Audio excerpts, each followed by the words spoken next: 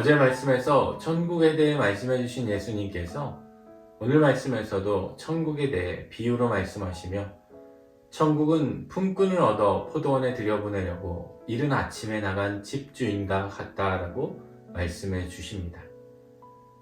비유 가운데 주인은 제3시에도 제6시와 제9시에도 그리고 마지막으로 제11시에도 나가서 서 있는 사람들을 품꾼으로 불러 일하게 해 주었습니다.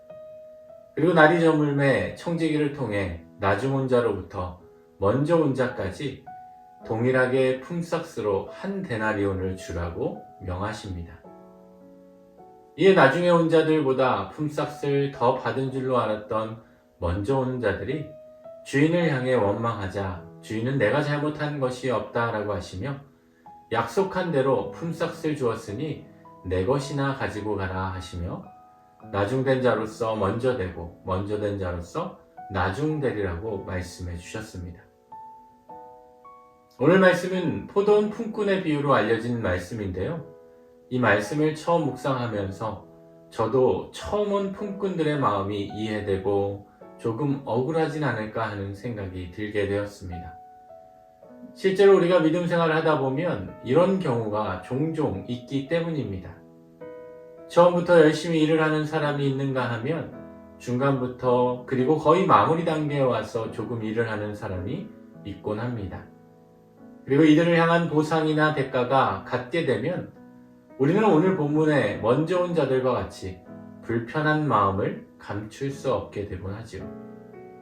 그러나 오늘 말씀을 통해 주시는 주님의 마음은 그 일을 통해 이루시는 하나님의 선한 뜻이 있음을 깨닫길 원하신다라는 것입니다. 먼저는 이 모든 것은 하나님의 뜻 가운데 이루어지는 하나님의 주권이며 그리고 우리도 언젠가는 나중에 온 자들이 될 수 있다라는 말씀입니다. 그렇기 때문에 내가 얼마를 일을 했고 얼마를 보상으로 받았는지가 중요한 것이 아니라 내가 하나님 나라의 일꾼으로 잠시라도 일을 할 수 있음이 우리에게 큰 은혜임을 깨닫게 되는 겁니다. 우리는 먼저 불려질 수도 있고 나중에 불려질 수도 있지만 주님이 우리를 부르실 때 주어진 자리에서 우리는 성실히 주의 일에 힘써 일하며 살아갈 수 있어야 합니다. 오늘 하루도 우리의 삶 가운데 주님의 부르심에 기쁨으로 응답하여 주님의 일을 은혜로 감당하는 복된 하루가 되시기를 우리 주님의 이름으로 축원합니다. 기도하겠습니다. 하나님, 오늘도 주님의 일에 기쁨으로 응답하며 충성하는 은혜로운 하루가 되게 하여 주옵소서. 예수님의 이름으로 기도드립니다. 아멘.